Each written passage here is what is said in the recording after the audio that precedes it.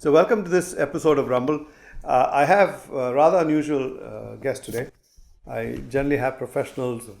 Professionals, when I say professionals, are things I normally deal with, like mathematicians, engineers, electricians, and stuff like that. But here we have somebody doing who claims, or not claims, he says he's a life coach. We'll figure out what that means, life coach. And his along with him is his assistant, his understudy, whatever you want to call it. So, welcome to the show, Ravishankar.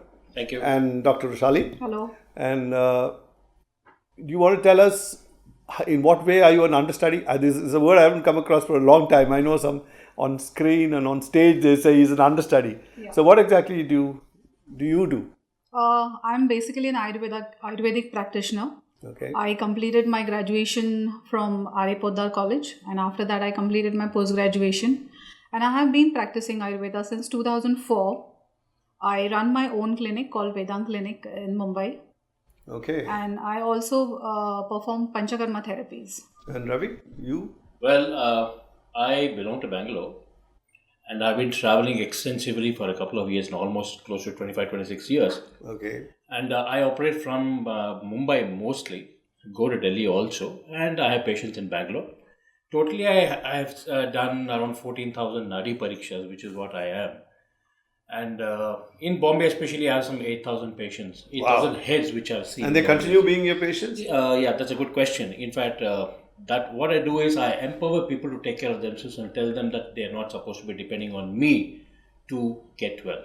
Okay. So that's what I do. So you run a certain course of a certain duration, or is it that you identify what's wrong with them, fix it, and then let them Yeah, go? it does happen over a period of time. It all depends on the intensity, the acuteness or the chronicness of the disease or the ailment.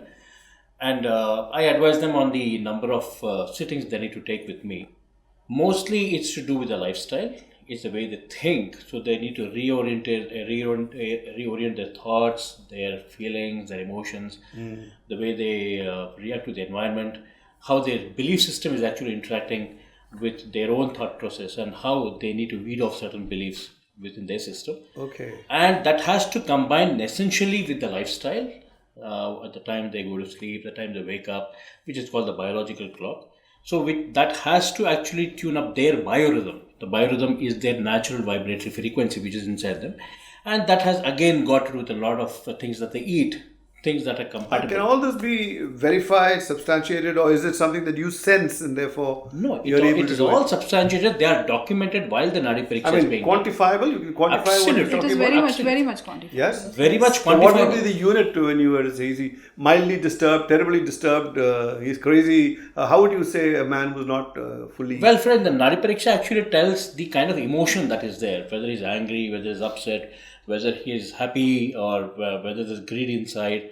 Now, there are very practically quantifiable parameters present there. That's what I mean. And that is being taught, in fact, right now.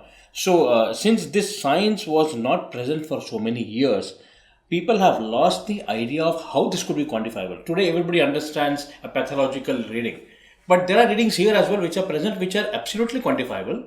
And we have today parameters which are in the form of easy reports. to understand parameters that Absolutely. everybody Very has. easily. I mean, you have your own esoteric terms and all that, and we don't know any of those things. In fact, if you observe Indian people, they are brought up actually with Ayurveda since the child is born. Okay. But unfortunately, we are not able to recognize it as Ayurveda.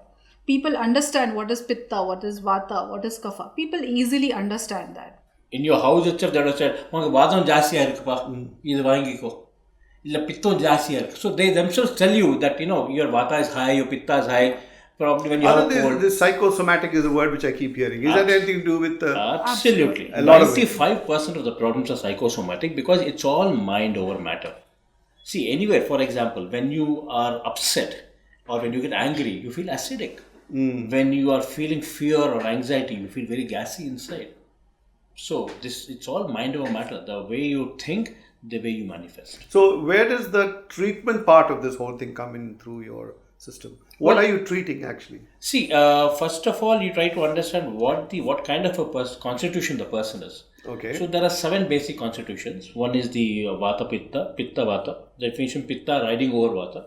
Then we have Vata, Kapha, Kapha, Vata. Vata, Pitta, It's more Kapha, like Kapha, Pitta. permutation Yeah, combination this of is the three. basically the permutation And the combination. Tridosha. Yeah. And then you have millions of combinations over there. Like you can be a person can be Vata, Pitta with Pitta riding over. So these are the basic parameters on which you judge the person. And you actually classify people Absolutely. in these three Absolutely. categories as soon as you see them? Or Yes, you have to yeah, choose no, them? no. yeah, absolutely. That's it. You can actually see a person and tell what's happening. That should be the expertise actually.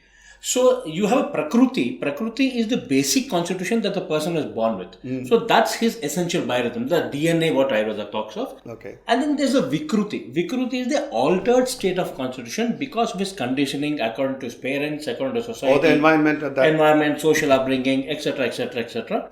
So that becomes a Vikruti. So we need to understand what has led him to digress from the Prakriti to the Vikruti and how to take him back to his original constitution. That's the treatment. Who brings these patients to you? Somebody, family brings him, or he checks him himself, or No, not somebody at says, all. hey, he's a we lunatic in have my family. patients through 100% reference.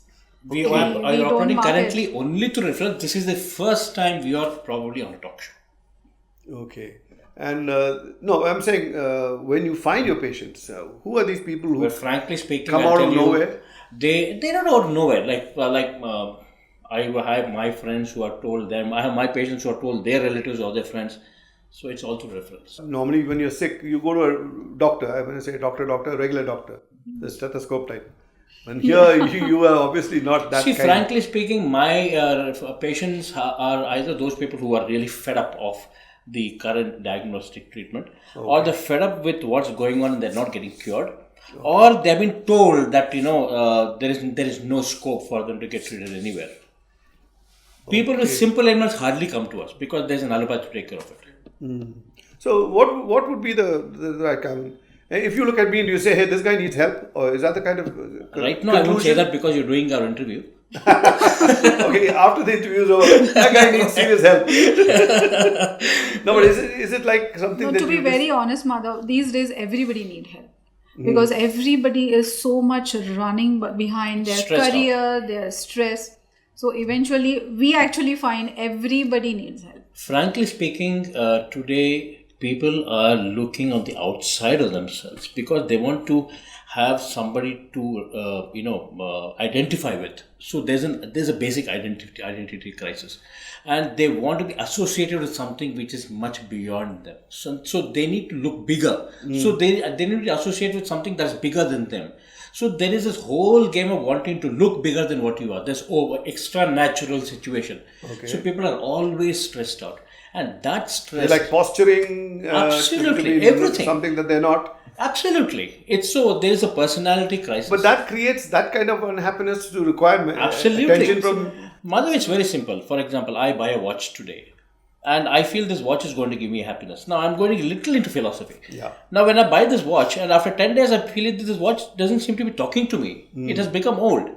Now the watch which is supposed to give me happiness is not giving me anymore. So that means there's something. And nothing intrinsic. has substantially changed either. Nothing else. Okay. So I was excited for the first 3 days. I polished it. The fourth day, I don't even know where it exists. So I try to request something else. So there is an intrinsic desire to be happy. Okay. I'm trying to source it from outside, wherein I know that it's actually within me. So I'm always comparing myself with situations that could give me happiness or something that could give me happiness. Is it only for chronically unhappy guys, or is it Everybody is, frankly speaking. I'm not trying to be, I'm not trying to do a doomsday prediction, but everybody is. People who come to us are virtually crying that they just need help.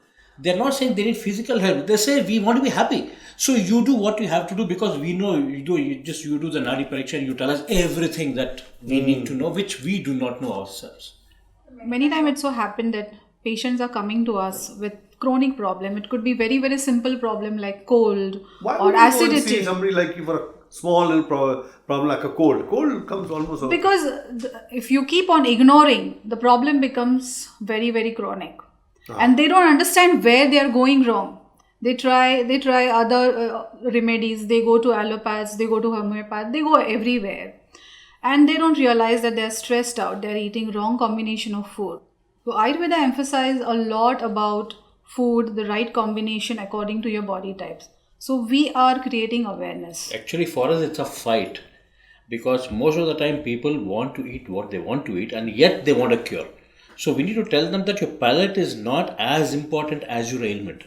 And that's something which they cannot resist, So when I tell them, you don't have to eat this particular, this chips or Maggie or whatever, what they say is, then what is there? What's life all about? If you ask us to eat, but yet they want a cure. Yes. So they say, if you're going to stop us from eating all this, anyway we're going to be, we're going to be good. But we tell them that there's a combination that you need to adopt. What time you give up this and then eat this. Yes, eat something else.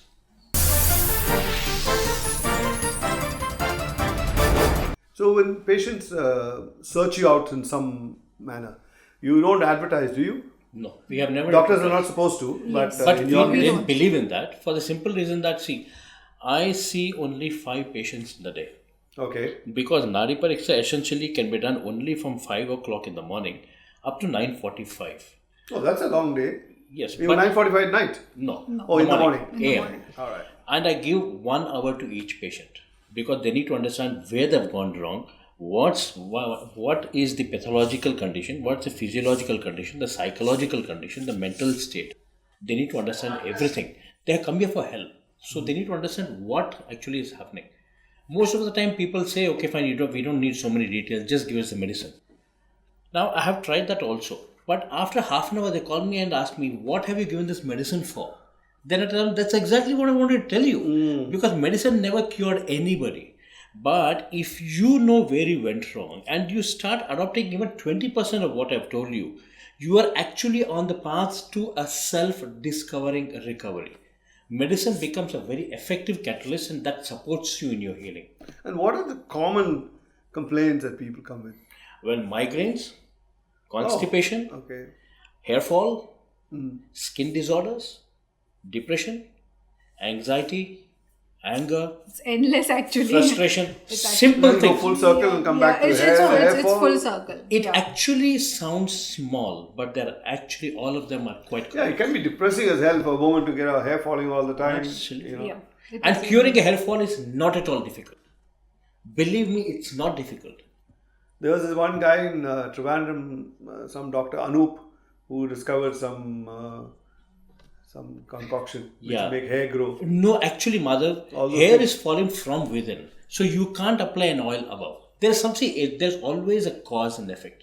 Something is happening inside, the effect is the hair fall. How can you just apply oil and rectify it? It's not possible. I mean, you can't generate hair. You can, but you can do 2 things. Number one is you can address the primary cause for the hair fall, which is happening deep down, and also you can also help in making the hair follicle strong. Okay. That's what you have to do. But simply applying an oil is not going to help. That's not a solution. But what are the kind of cures that you do have for hair fall? Is it a medicine? Is it an oil? Or is it something that you formulate just for that one person? No.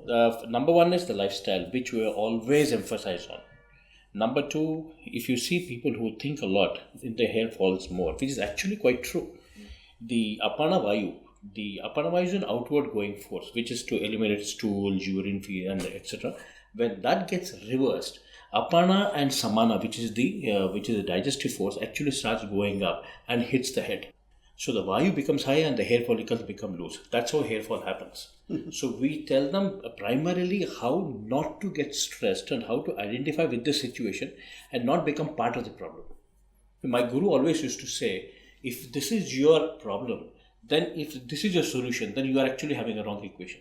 He used to say, keep the solution box empty and keep the problem box here. At least you know you are hunting for the right solution. Someday you're going to get it. But at least be proactive and try to understand that you have to find a solution, because he used to say, if you have a problem, then you should be having a solution, definitely. That's why the problem is there. But what's the area where you're most comfortable dealing with? I mean, the kind of problem, somebody will say monetary problem, somebody's got relationship problem, somebody's got a real disease. Which is the area you think you're most effective at? If somebody listening to this interview should be able to say, hey, I think these are the people I need to go and meet for this problem of mine. Where would be the area that you would say? I mean, like specialization, oncology, this one, that one. I'm very strong in telling people about their mental condition, and it's more psychological counseling. Okay. I'm very powerful there because I come from the Vedanta. It's extremely effective. Number 2 is your digestive disorders. Number 3 is circulatory disorders. That's the And of course, the arthritis. Arthritis, which is the bone very, very problem, effective. Yeah. the joint problem, which are very, very prominent these days. And we have been very, very effective in Effective therapies for that. that. We do not tell people that we will do everything. We tell them you need to participate in the healing program. Only then we'll promise you result. Because you have to be interested.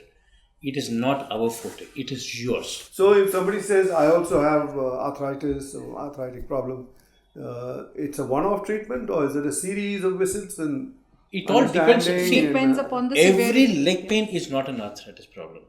And we don't need a pathological report. The Nadi Pariksha is our primary diagnostic tool. Okay. Only when the Nadi Pariksha tells that you have a problem which is close to arthritis, only then we tell them that this seems to be like an arthritic problem. If it is really an arthritic problem, then we have a solution. Otherwise, we do not even give those solutions. There are some. And there are other reasons for knee pain and elbow Yes, pain. of course. I know It could be obesity induced, it could be injury induced. Sometimes there is acidity also. If the acidity goes high, you do get joint pain. Yeah, joint pains while you have gas is different from joint pains when you have acidity.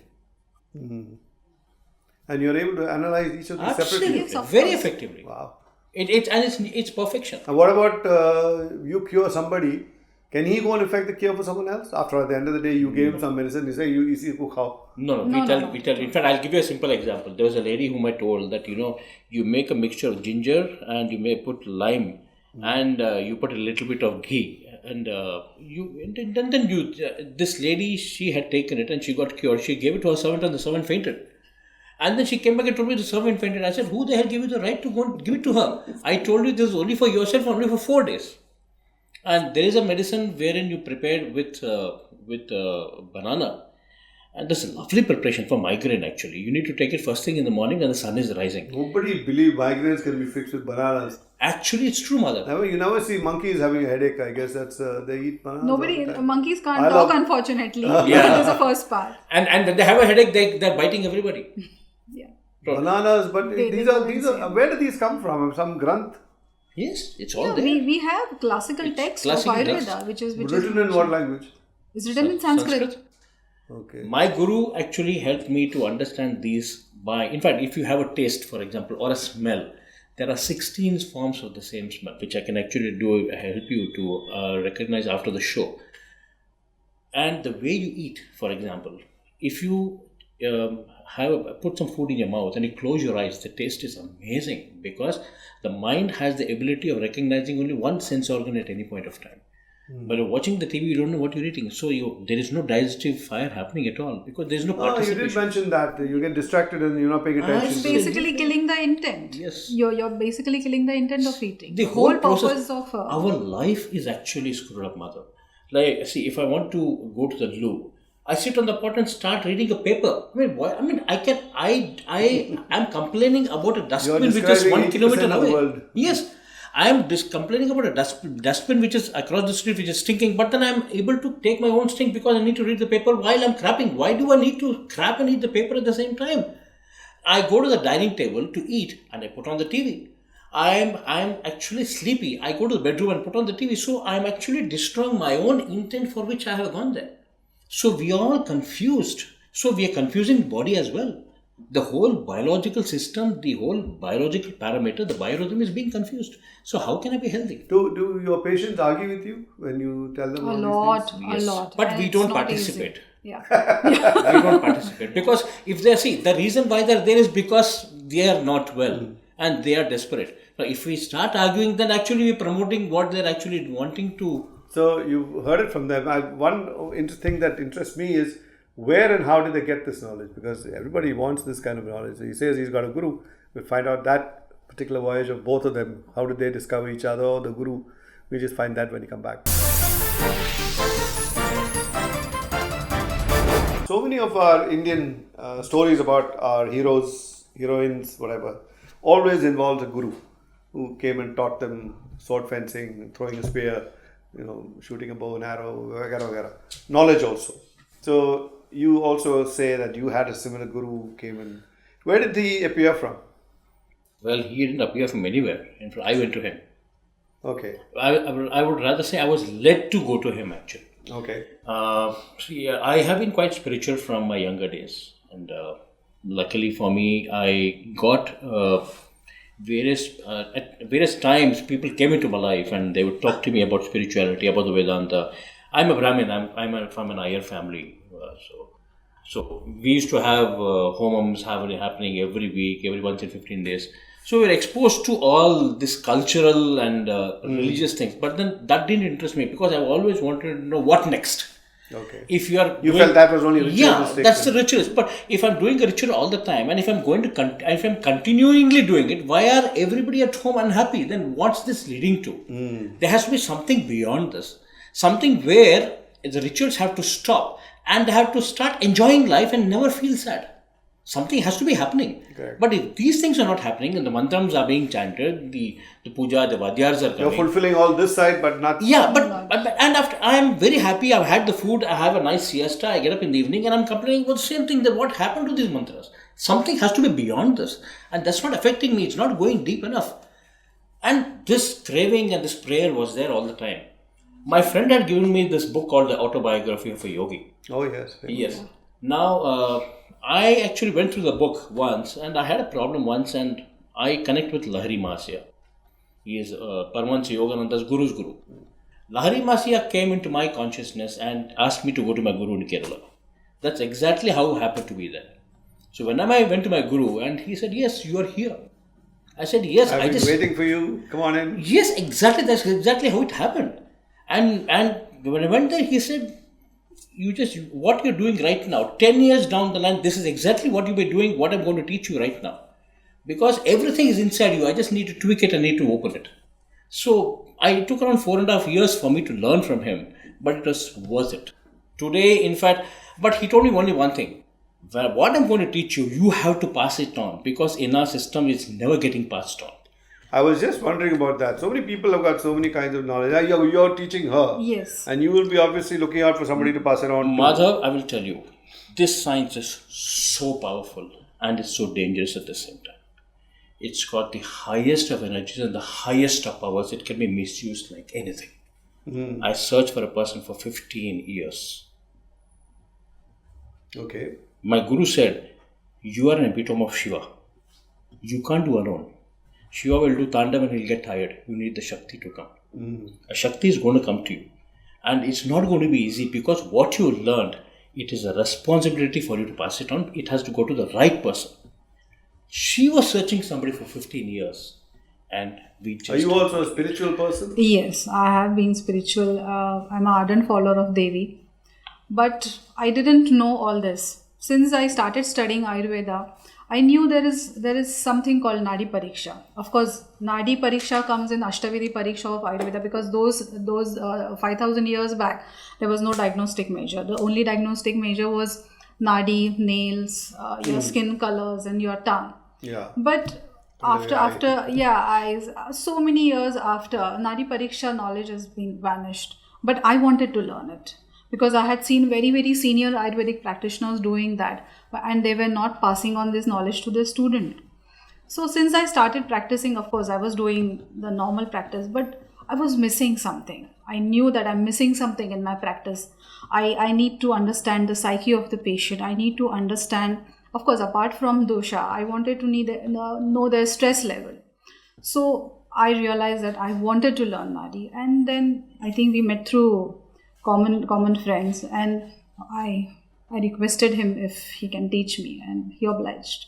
I didn't oblige immediately. I took 2.5 months to see if she would really... There are people who came to me. Some people came to me for a month. There's a person who told me, I would like to learn, but how much are you going to pay? I said, why am I supposed to pay you for me to teach you?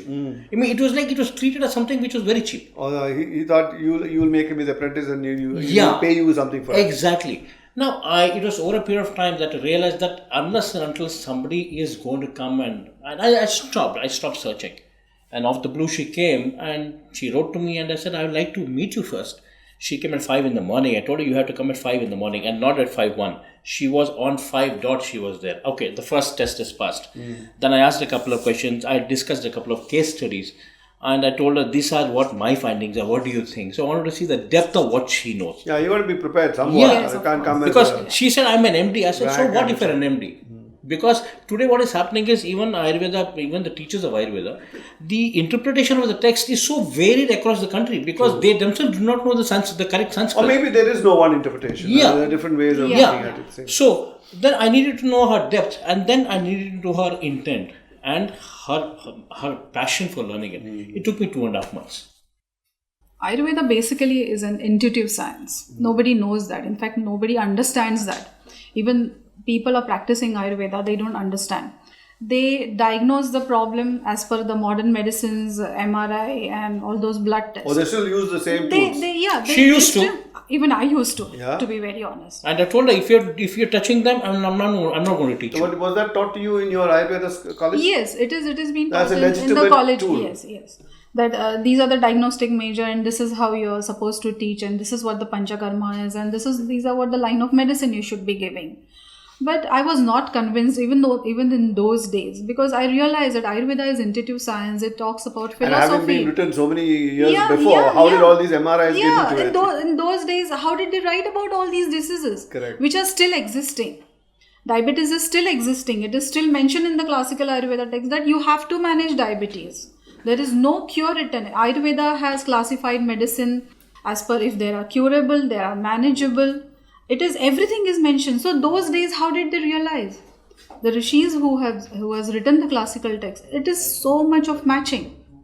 Then I realized, no, it is something beyond. It is something beyond than just the medicine. I need to find it. Otherwise, books would do. You don't need. No, you can't get this in the books at all. In fact, the senior most IAS officer in the government of Karnataka, right now he's the additional chief secretary. He was brought to me by a very big businessman who happened to be one of my patient's relative. So this is exactly, again, I'm establishing the link. Networking coming through. Yes, networking. So he brought this gentleman, this IAS officer, and he came to me. He said, I want to learn Surya Namaskar. So I teach yoga from the Tantra Shastra, which is very, very ancient. The way I teach yoga, nobody teaches right now. There are 297 pranayams in the Pranayama Sutra, and I teach all of them. So that's how profound and deep it is. So he came to learn. He learned Surya Namaskar. He said, this is fantastic. I need to go more within. So I teach the Kriya Yoga. So when I told him, okay, fine, I can teach you Kriya. So it took me 5.5 years for me to teach him all the 47 Kriyas. Today, believe me, he practices for 3 hours a day and is so consistent and so powerful. Now, we are actually, after he retires, we are planning to form a trust. In fact, the trust is there, but then he's going to join. Is this Sudarshana Kriya? No. There is no Sudarshan here. Sudarshan. This is the Kriya Yoga of Mahavtar Babaji. So this, since Lahari Mahasya was there, it came from that order because we are from the Nath Panth. Okay. So being from the Nath Panth, I'm a Siddha from the Nath Panth. So this is the order that we follow. So that is what I taught him, and he's proficient today. So I'm telling you, the power of the science is so much that a person has to have total dedication. Now I saw the dedication in her. She's the second one. So it took me a lot of time to understand. And my guru said, people will be sent to you. You don't have to search.